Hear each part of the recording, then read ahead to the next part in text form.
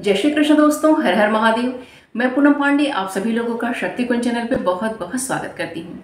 2024 सावन मास की कृष्ण पक्ष की एकादशी व्रत पूर्ण हो चुकी है और अब सावन मास के शुक्ल पक्ष की एकादशी आने वाली है। सावन मास के शुक्ल पक्ष की एकादशी को सावन पुत्रदा एकादशी व्रत कहा जाता है। यह एकादशी पापनाशक है। सावन पुत्रदा एकादशी व्रत करने से पुत्र की प्राप्ति होती है तथा जिनके संतान हैं उनके संतानों की रक्षा होती है। उनके संतानों के जीवन में चल रहे समस्त प्रकार के संकट दूर होते हैं। उनका स्वास्थ्य अच्छा रहता है, वो दीर्घायु होते हैं और उनके जीवन में सुख समृद्धि बनी रहती है। पुत्रदा एकादशी वंश की वृद्धि करने वाली कही जाती है और साथ ही साथ संतानों पर आने वाले समस्त प्रकार के संकटों का नाश करने वाली कही जाती है। अगर आप साल की सभी एकादशियों का व्रत नहीं करते हैं तो आप केवल सावन पुत्रदा एकादशी का व्रत कर सकते हैं। जिन स्त्री पुरुषों को संतान सुख की प्राप्ति नहीं हुई है या फिर पुत्र सुख की प्राप्ति नहीं हुई है और वो जीवन में अत्यधिक दुखी और परेशान है, कारण कुछ भी हो सकता है, तो ऐसे लोगों के लिए सावन पुत्रदा एकादशी का जो व्रत है वो बहुत ही महत्वपूर्ण है और उस ऐसे लोगों को सावन पुत्रदा एकादशी का व्रत अवश्य ही करना चाहिए। अगर आपका कोई मेडिकल ट्रीटमेंट चल रहा है तो वो दवा तभी फायदा करेगा जब गोविंद कृपा करेंगे। तो जब दवा और दुआ एक साथ काम करता है तभी कोई सफलता प्राप्त होती है। इसलिए जिन स्त्री पुरुषों को संतान सुख की कामना है या फिर पुत्र सुख की कामना है उन्हें सावन की जो पुत्रदा एकादशी है उसे अवश्य करना चाहिए और उनके लिए यह अत्यधिक महत्वपूर्ण होती है। पुत्रदा एकादशी का व्रत साल में 2 बार संपन्न होती है। पहली पुत्रदा एकादशी सावन मास के शुक्ल पक्ष में मनाई जाती है और दूसरी पुत्रदा एकादशी पौष मास के शुक्ल पक्ष में मनाई जाती है और दोनों ही एकादशियां बहुत ही महत्वपूर्ण होती हैं, चाहे आपके पास पुत्र है या फिर आपके पास पुत्र नहीं है। पुत्रदा एकादशी का व्रत हर मनुष्य कर सकता है, चाहे वो एकादशी का व्रत करता हो चाहे वो एकादशी का व्रत ना करता हो। और ऐसा भी नहीं है कि अगर आप सावन की पुत्रदा एकादशी का व्रत कर लेते हैं तो आगे की भी एकादशियों का व्रत करना आपके लिए अनिवार्य होगा। आप मात्र केवल एक एकादशी का व्रत भी आप कर सकते हैं। सावन की पुत्रदा एकादशी को पवित्रोपना एकादशी या फिर पवित्रा एकादशी के नाम से भी जाना जाता है।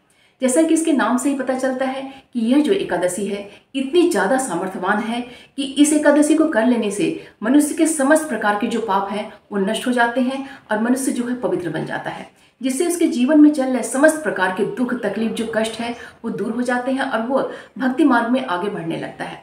वह गोविंद के संग अपनी निकटता बढ़ाने का प्रयास करने लगता है। ऐसी है ये पवित्रा एकादशी। 2024 सावन मास के शुक्ल पक्ष की एकादशी तिथि का प्रारंभ 15 अगस्त दिन गुरुवार की सुबह में 10:26 से हो रही है और एकादशी तिथि का जो समापन है वो 16 अगस्त दिन शुक्रवार की सुबह में 9:39 पे हो रही है और यहाँ से द्वादशी तिथि प्रारंभ हो जा रही है। तो इस प्रकार उदय तिथि के आधार पे और एकादशी और द्वादशी तिथि के मिश्रित होने के आधार पे सावन पुत्रदा एकादशी का जो व्रत है वो 16 अगस्त दिन शुक्रवार को मनाई जाएगी। स्मार्तों और वैष्णवों सभी की एकादशी 16 अगस्त दिन शुक्रवार को ही मनाई जाएगी और इस्कॉन मंदिर में भी यह एकादशी 16 अगस्त दिन शुक्रवार को ही मनाई जाएगी। इस्कॉन में इस एकादशी को पवित्रोपना एकादशी या फिर पवित्र एकादशी व्रत के नाम से जाना जाता है। धर्म सिंधु के अनुसार सावन पुत्रदा एकादशी का जो पारण मुहूर्त है वो 17 अगस्त दिन शनिवार की सुबह में 5:34 से लेकर सुबह में 8:05 तक है और इस्कॉन कैलेंडर के अनुसार भी इस एकादशी का जो पारण मुहूर्त है वो 17 अगस्त दिन शनिवार की सुबह में 5:34 से लेकर सुबह में 8:05 तक है। अर्थात दोनों का ही जो पारण का समय है वो बिल्कुल एक समान है। 17 अगस्त को जो द्वादशी तिथि है वो सुबह में 8:05 पर समाप्त हो जा रही है। उसके पश्चात त्रयोदशी तिथि प्रारंभ हो जा रही है। तो हम सभी को समय का बहुत ही ध्यान रखना होगा और अपने पारण समय को ध्यान रखते हुए अपना पारण जो है 8:05 के अंदर तक अपना हमें संपन्न कर लेना होगा। मनुष्य को संतान न होना या फिर पुत्र की प्राप्ति न होना ये उसके पिछले जन्म के बुरे कर्मों के कारण होता है और मनुष्य ने पिछले जन्म में कौन से बुरे कर्म किए हैं उसका उसे ज्ञान नहीं होता है। तो जिन कर्मों का ज्ञान ही नहीं है उसको भूल जाने में ही भलाई है और इस जीवन में हमेशा अच्छे ही कर्म करने चाहिए और अपना जो जीवन है वो भक्ति भाव के संग व्यतीत करना चाहिए ताकि गोविंद जो है कृपा कर सकें।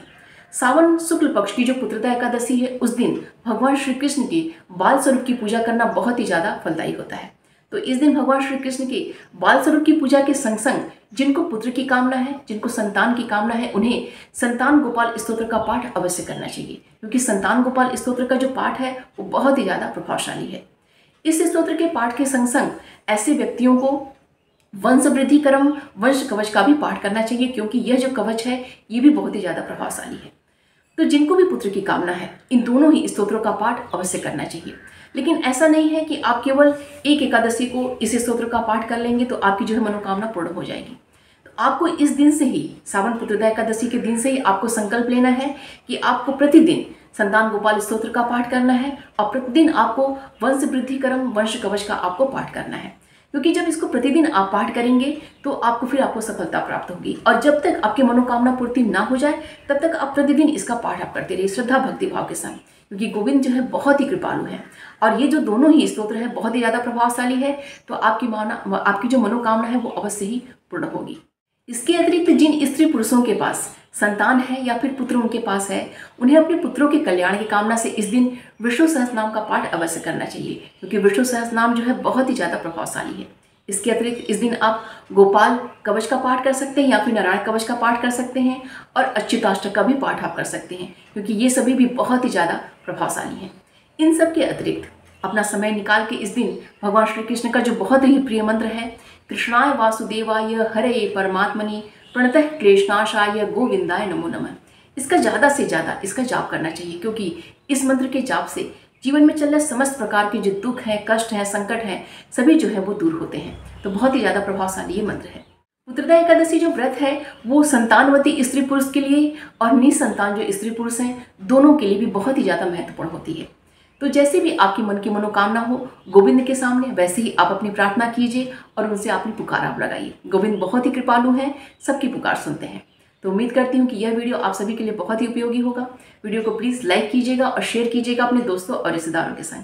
चैनल पर अगर नए हैं तो प्लीज़ चैनल को सब्सक्राइब अवश्य कर लीजिएगा और नोटिफिकेशन का बेल जरूर ऑन कीजिएगा। मिलते हैं अगले वीडियो में।